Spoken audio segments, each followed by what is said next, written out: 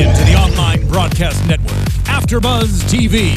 Over 20 million weekly downloads in over 150 countries, and your number one source for after-show entertainment.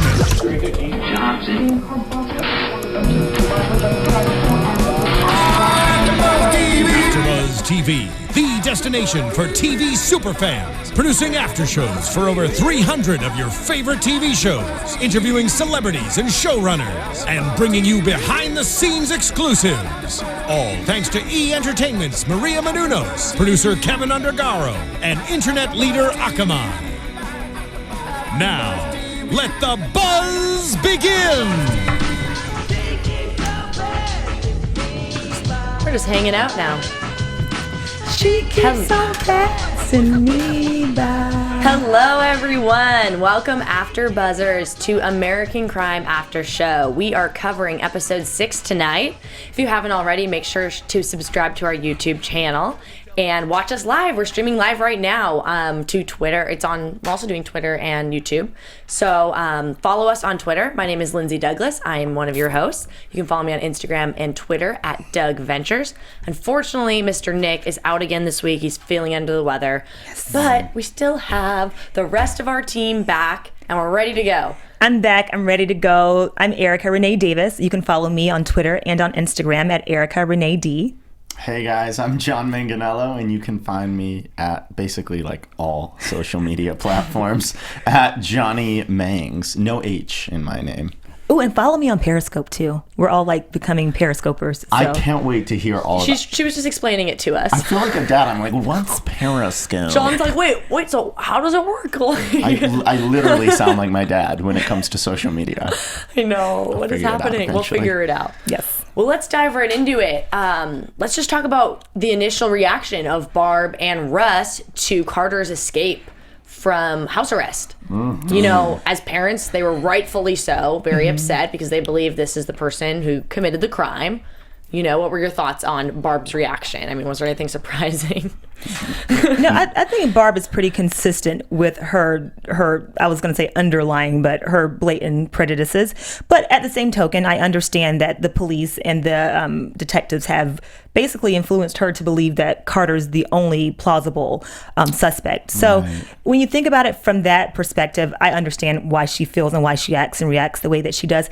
However, I think this episode was a quintessential example of how in this country you are guilty until proven innocent, you know, versus how we're taught in social studies and in AP history. On the contrary, until you can be proven innocent, unequivocally, you are guilty, and that's really sad. I think that we saw that a lot in this episode. Yeah. Mm-hmm. No, I totally agree. I mean, I think that it's interesting because at some point in the episode today, I was like, wait a minute, who could it be besides Carter? Yeah, Mm-hmm. they're not pointing any other fingers. Yeah. Right, and it's like, oh well, yeah, Carter is so guilty, but.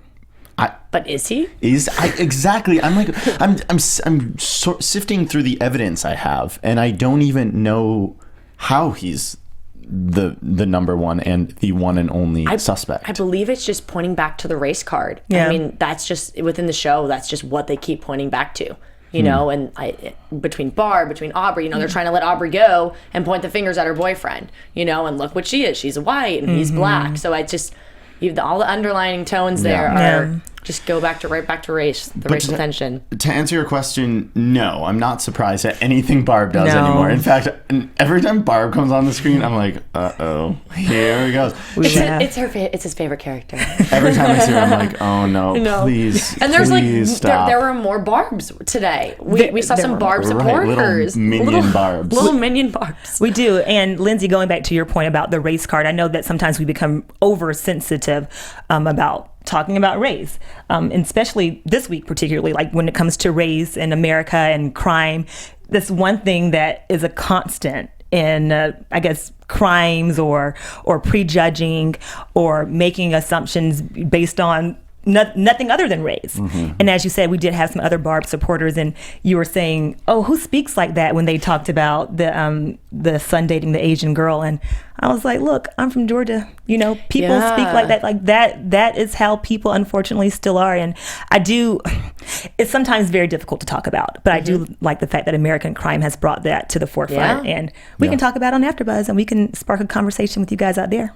Yeah, I love it. I did ask that, and this is opening up a much larger conversation, I think. But we were watching, in that scene where Barb is talking to her friend about the Asian fiance, I was like taken aback by it, because I guess I mean literally who talks like that. I know I'm not an idiot. I know some people are racist. A lot of people are racist, but I mean, like, who talks like that? And to me, what that means is like, why? What is she doing? What is happening here? Why is she so prejudiced? Not just against black people, but against Hispanic people, against Asians now. Yeah. I mean, literally no one is safe with Barb. Except white people, it sounds like. I don't know if it's how she was brought up. I mean, we don't really know her backstory all that much. Yeah. Maybe it was how she was brought up, and she's just, instead of being open-minded, just stayed like closed off and closed-minded to all of those other types, like to everyone else except for white people. And I think what happens is when we stay in our own little tightly knit circles, it's easy to continue to perpetuate these stereotypes that we form. So if I only hang around, people who grew up like me, if you only hang around people who grew up like you, and so on and so forth, it's very difficult to form a broader perspective and to look at things from a wider scope with a better lens. And Barb is just the classic example of staying within your own circle and not venturing out and becoming more educated on people who are not like you. That's a very good point. Yeah. I do like that one. Also, I want to talk about how Barb was on that morning show. Yeah. Oh my gosh, that was. And oh my god, the moment when she says, "My family isn't racist. My family doesn't judge." It's like, it was Barb, laughable. I was thinking we could edit all of her racist moments from this, the first 6 episodes together, and play it for that audience. I wish we could do that. I wish the newscaster, the interviewer, could see all the moments that we get to see. Even her being on the show, she just has such an anger and saying everything, and it's just so like it was. I mean, obviously the comments were just laughable to me because they were just so opposite everything she has said, even with her son.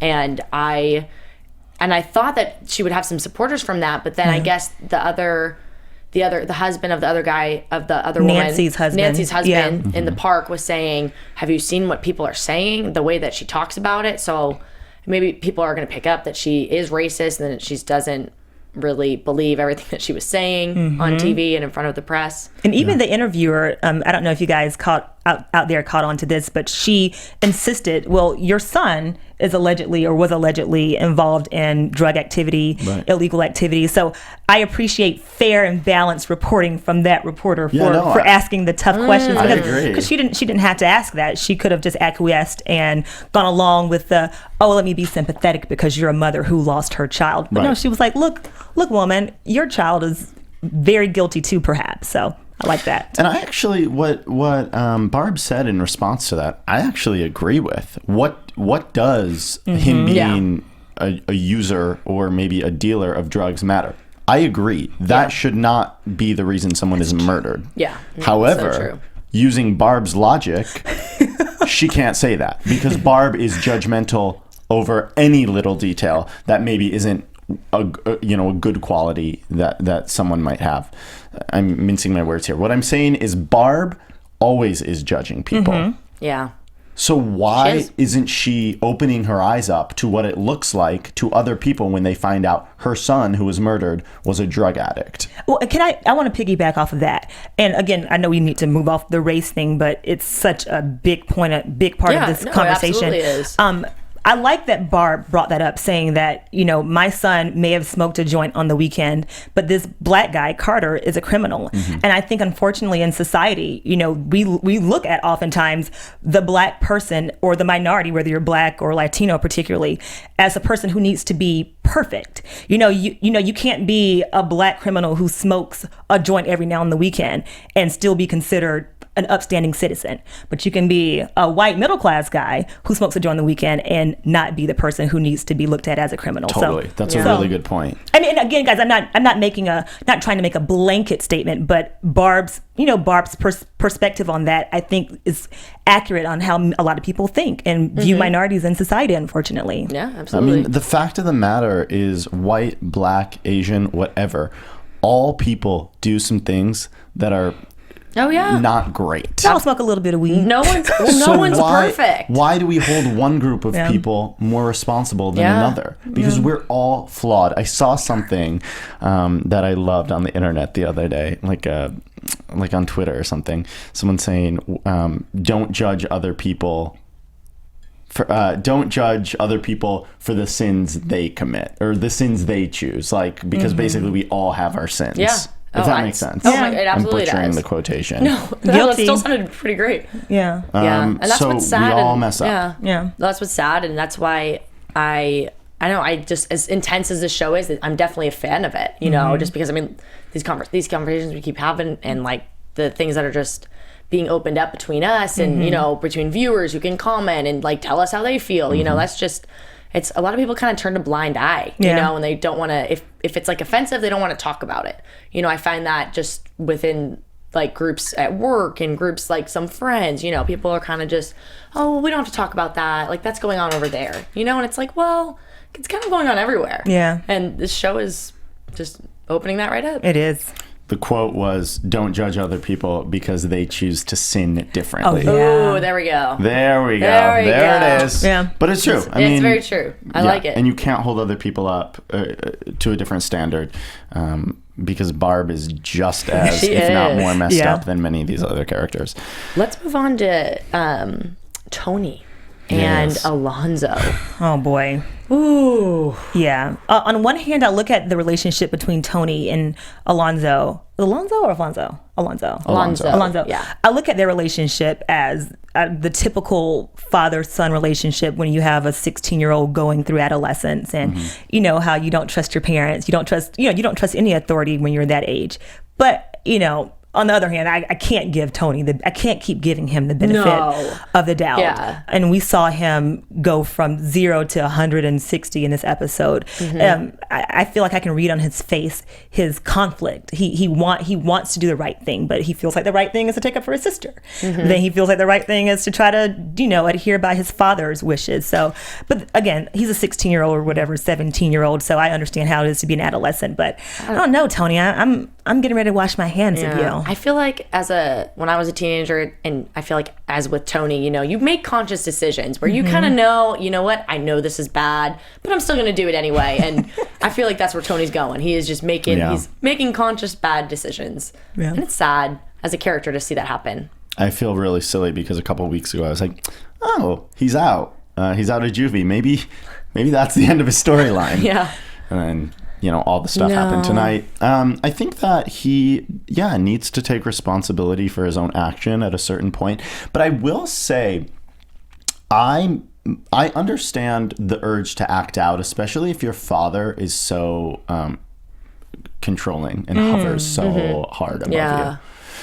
But yeah, you're right. I mean, we can't just keep giving him the benefit of the doubt and saying, he's a kid, because he's a kid, but he's also making destructive decisions. Yeah. Now, is his father controlling, or is he just trying to be I don't even think he's naive.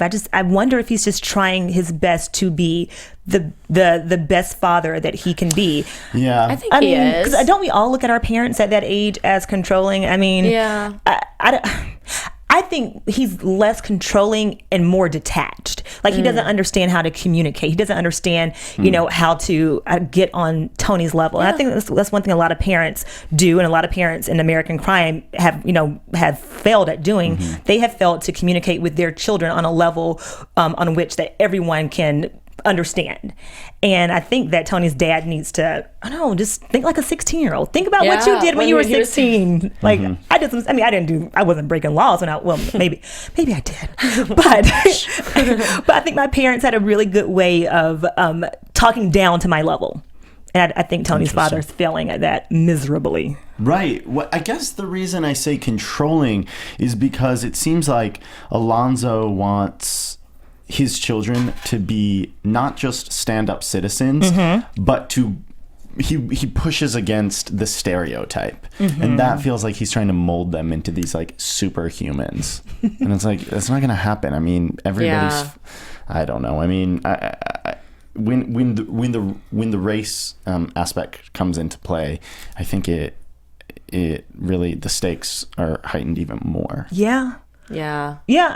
I agree. I mean, again, going back to Barb, I mean, we see that she perceives anyone who's not white upper middle class to be wrong, and so maybe Alonzo has that same fear that he's raising 2 Latino kids in the in an urban community, so he feels like, okay, maybe I am being controlling, but what else can I do to ensure that they have the best life possible and protect them against the Barbs of the world? He's not, I mean, he's definitely being controlling to an extent, but they're still allowed to, like, in the show, go off and do, I mean, they're hanging out with their friends at night. It's not like they're grounded. No, that's a good point. You know, it's almost like, I do like the detached comment. I think that maybe he's trying to give them responsibility and trust them, you know, because he's trying to do the right thing and that's maybe why even Tony said, you know, he keeps talking about the past and how things used to be, because he just wants to have a good relationship with his children, and he's failing at it, and he's seeing it fail, and that's probably very hard for him. He doesn't know how to work that and like make it better and make it how it used to be, you know. So I mean, they still have a lot of freedom for teenagers. Especially a teenager who just came out of juvie. This is true. Like, hey, where are you, son? It's midnight. Yeah. You know? Maybe in principle he wants his son to behave a certain way, but in action he doesn't know how to control a child. Yeah. I don't know. So there's a lot at play there in that relationship. It's a really messed up father-son and now daughter relationship. It is. Jenny's getting jumped. I know that happened in the last episode, but she, you know, it's still ricocheting through these characters. The damage that was done, and we have not seen the end of it either. Oh yeah, just he's gonna get really in trouble for that beat up, especially because kids these days, do they film everything? Yeah, they do. And that's another good point. And I think this is a lesson that kids and adults alike can learn. Quit doing stuff, whether it's illegal or a little bit risque, if you don't want anyone else to see it. Like my parents used to teach us, don't ever write anything down that you don't want anyone else to read. Now in this age of technology, don't do anything that you don't want. Don't record it. Don't record it. Or, you know, don't do anything that a surveillance camera could pick up that you would be embarrassed about. And of course, you know, you're not thinking about that. Tony is now going into his new, I guess, a persona of being a gang member, if you will. So he's not thinking that that maturely right now. But geez Louise, Tony, like the camera, the phone is right there. I mean, take a sec, take a pause. Yeah.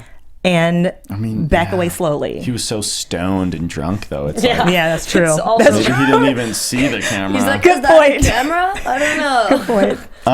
Yeah, I mean, it's tough because I'm so hesitant to sound like the judgmental, like, here I get to sit behind the AfterBuzz TV desk and just judge these people because, I've done stuff that if I had done them in a different place in a different time, I could have gotten in a lot of trouble. Oh yeah. And we're not talking like super messed up stuff, but you know, like different things are more punishable depending on where you are, who sees it, who's with, filming. Exactly. Yeah. Who's filming. And that's where my frustration lies. It's like, okay, that's fine. I get you're a drug dealer, or I get you're in love with a guy who's maybe not good for you or whatever. But everybody needs to take a second and check themselves because everybody is messing up. Yeah. Nobody here is behaving well. And they're blaming it on other people. Yeah. It's always someone else's fault. With Tony, it's his dad's fault. With Aubrey, it's her parents' fault. She doesn't want to be her normal. And with it's just Barb, it's everyone else's. It's fault.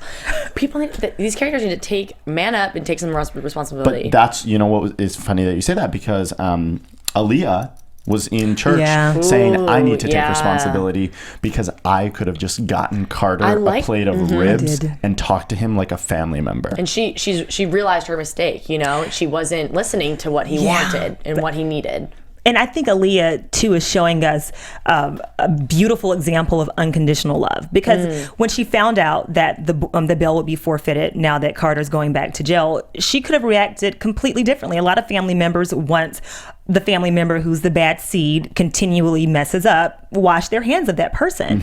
And Aaliyah showed, I think, again, what is beautiful, unconditional love. She was still trying to find a way to help Carter. And she was blaming herself. And she said, okay, I didn't listen to him when he wanted the ribs. And I think we can learn a lot from not just Aaliyah, but from people in life who are like that. You know, I think you're right. I love that. She doesn't seem to be the person who's judging. I mean, although she wants Carter to have a better life, she still is imagining the light at the end of the tunnel. She's his family and she's standing by him. That's such a good point. That's amazing. I think that's probably the best thing religion has done in this show. Yeah.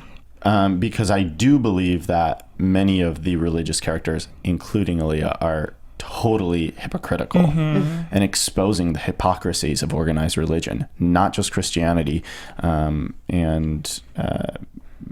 And I think it's really interesting. It's a good conversation to be had. Absolutely.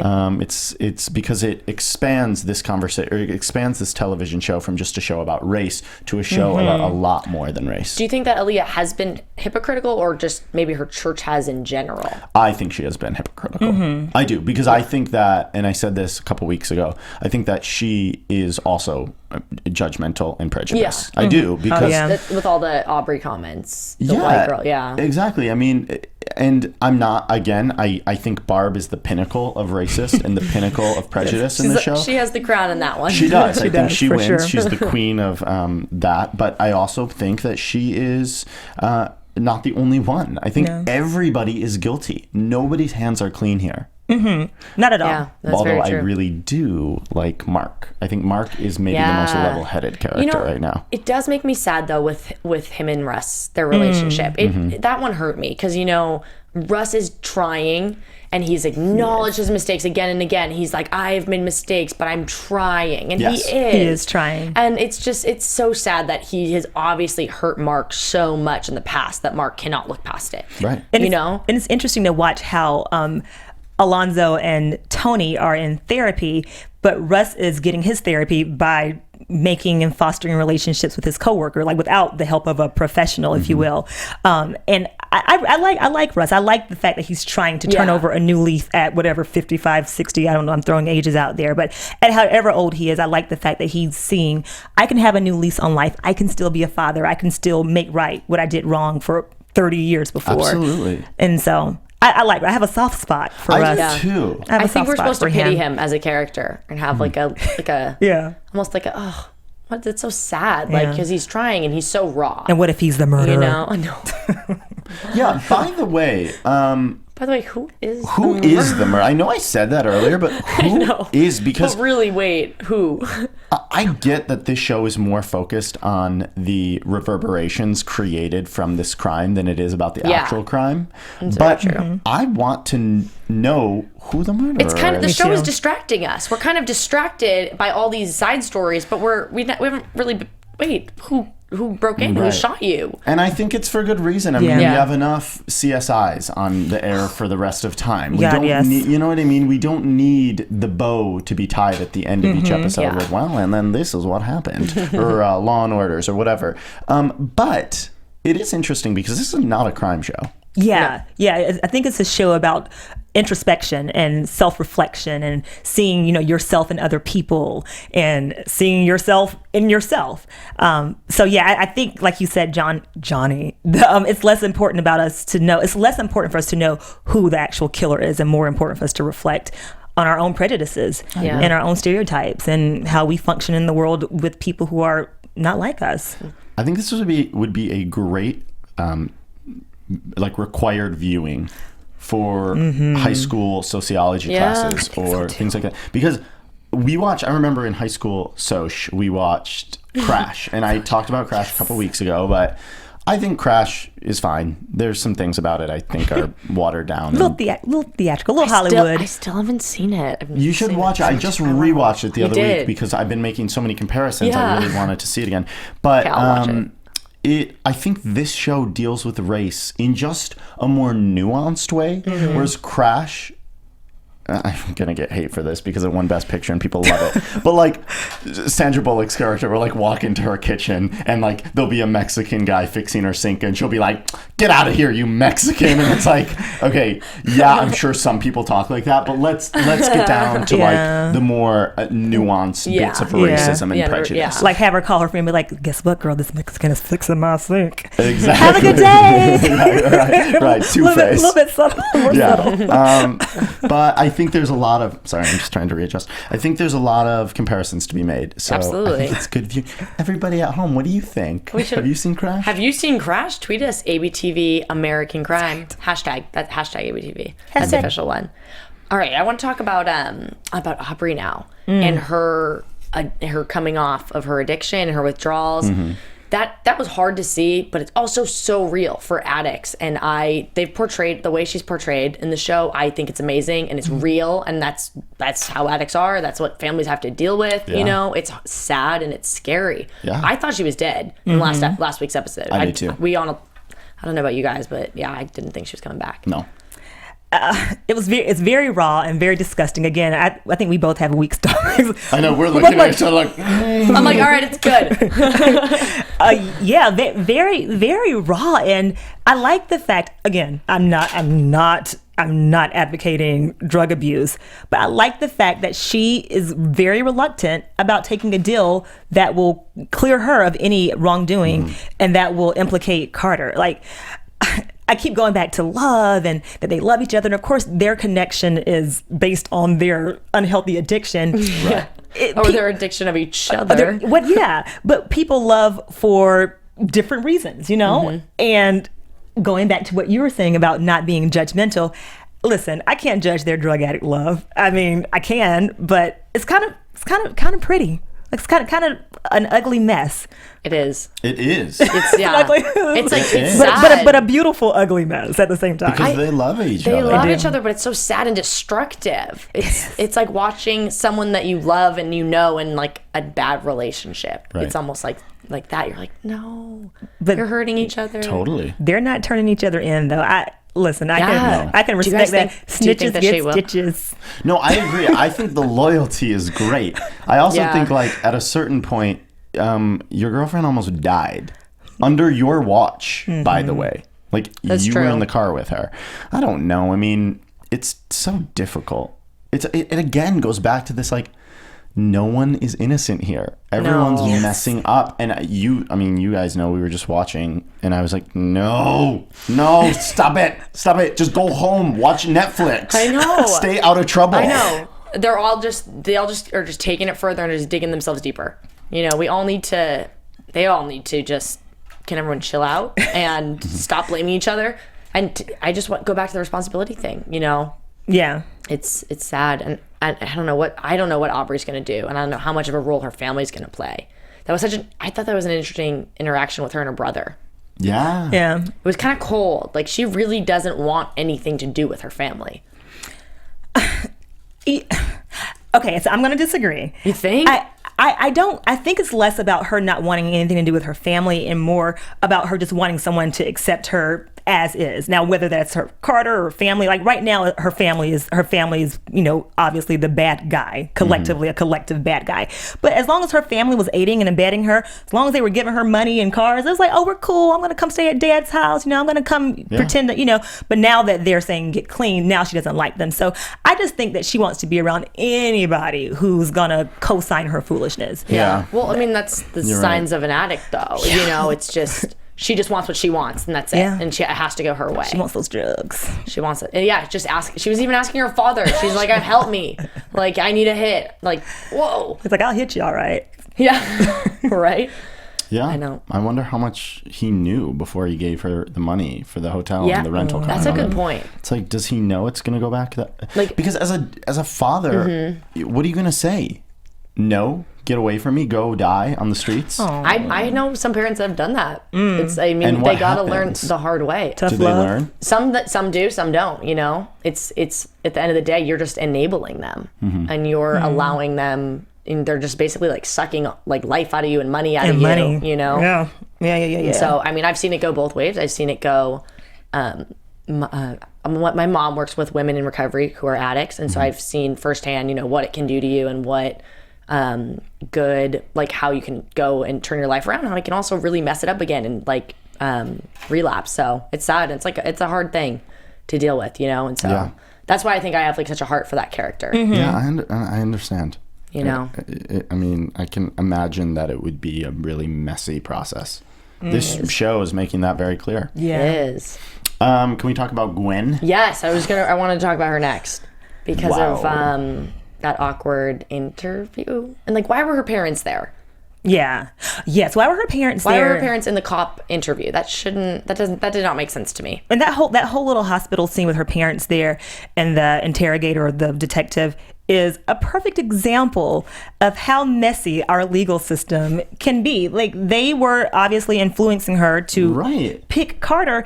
And of course, this is very theatrical as television, but I think that this is an accurate depiction of how it really goes down. The police want to pick a suspect. They want you to say this is a suspect and be done with it.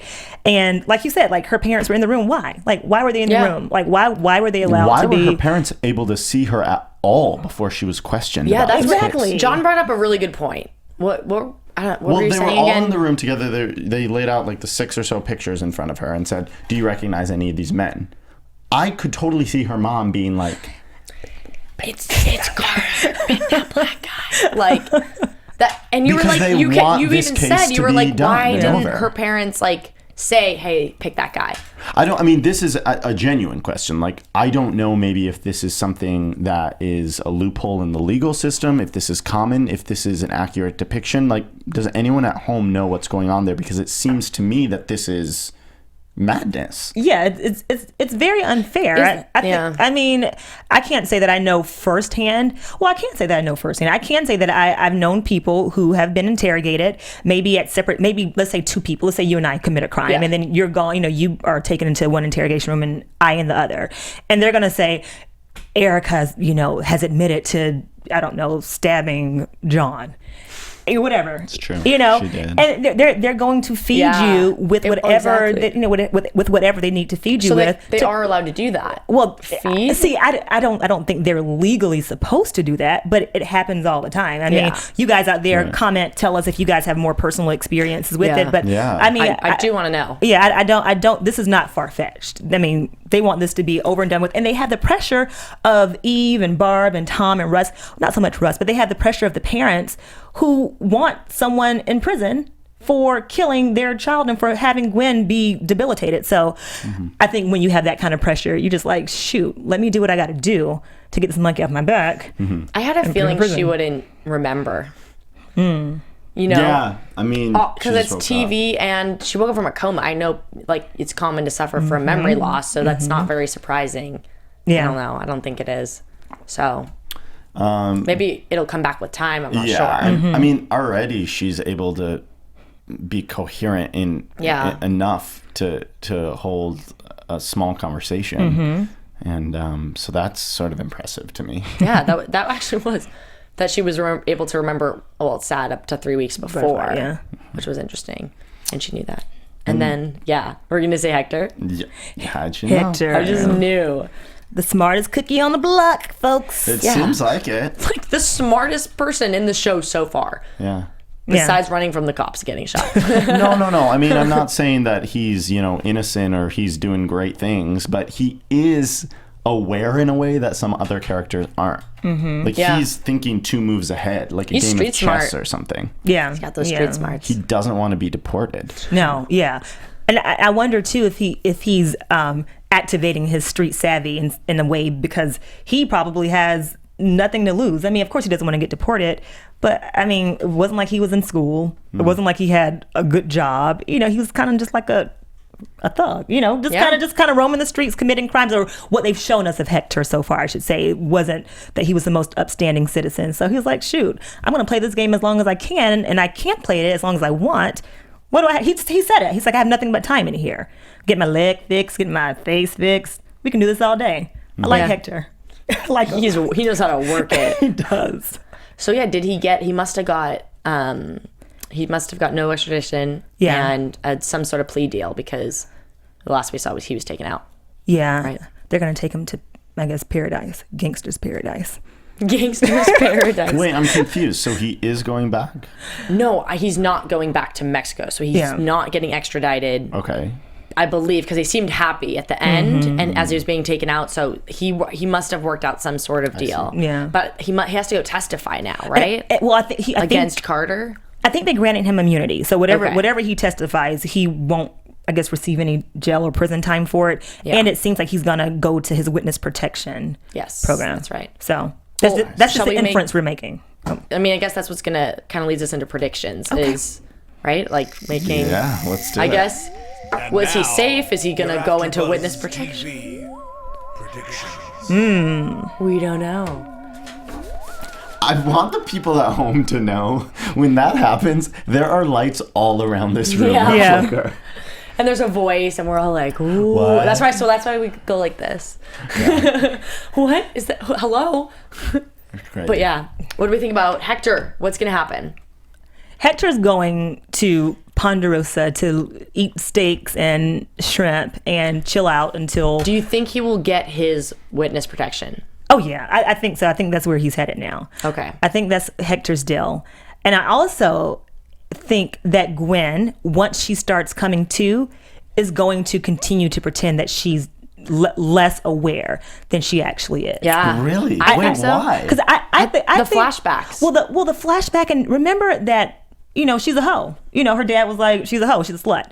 So I think once she starts remembering her infidelity and her drugs, and I think that once she sees that her parents and everyone else around her needs her so badly to tell the story to convict someone else, she's gonna have a certain amount of guilt that she's gonna pretend that she doesn't know because she's guilty I agree. of being a hoe and a druggie. I think we may see flashbacks, but she may not share them and just pretend that she doesn't remember. That's what I think. That's a good one. Interesting.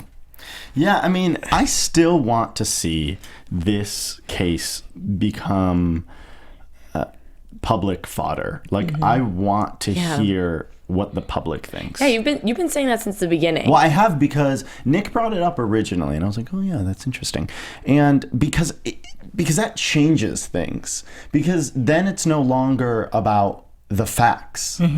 Not that it's really about the facts right now, because everybody's running wild with their own it's a different side. story. But I mean, that's why I'm so interested in reading about Ferguson and reading about Michael Brown, because people go, I was just going to use an expletive, people go freaking nuts over this stuff. Yeah. They do. But and that's interesting to me, because it says a lot about cultures. Yeah. Like, we can only say, oh, Barb's racist for so long. We know Barb's racist. We get it. But I want to know about the rest of white America, what they think about this crime. I mean, I'm fascinated by this stuff. Yeah. And I think the country is. Yeah. It's on the tip of our tongue every single day. There's also a bandwagon too. So, you know, I feel like a lot of people get on the bandwagon and be like, oh yeah, like I agree with that. True. So, I find that a lot. You do, and I think with social media, it's easy to jump on the bandwagon and to make uninformed tweets, but you know, before you're actually reading. But there's some stuff that is just black and white. You know, you talked about Mike Brown and Ferguson. We can even take it more current and talk about, you know, Walter Scott and South Carolina. Like, some stuff is just black and white. Some stuff is just wrong. You know, and that's that. But I do like what you said about waiting to see how America and American crime reacts, and how they make social media relevant into how they perceive what we have been looking at, but from their perspective. I can't wait for that. I like that prediction. I think John Ridley has done a really good job of writing different perspectives. You have so many different people of different races and cultures and religions. But at what point do we have to open this up to a wider audience? I mean, maybe we don't do that. Maybe that doesn't happen in this show. But for a show to be called American Crime, this better be all inclusive, because that is a big title for a handful of people. It's a lot of title for a TV show. So John, you need to come in the studio, John. Yeah. Like, really? Give us your thoughts. Yeah, I want to know.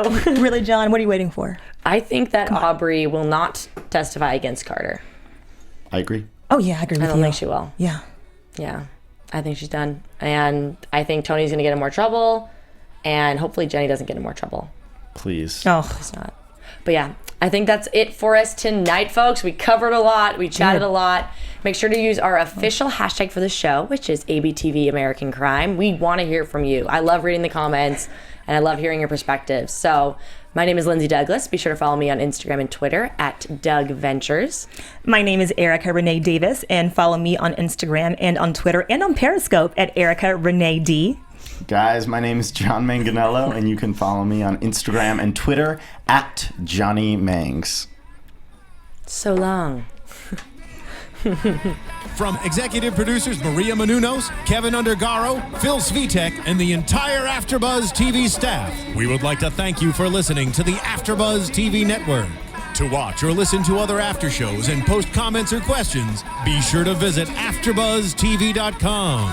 I'm Sir Richard Wentworth, and this has been a presentation of AfterBuzz TV. Buzz you later. The views expressed herein are those of the hosts only and do not necessarily reflect the views of AfterBuzz TV or its owners or principals.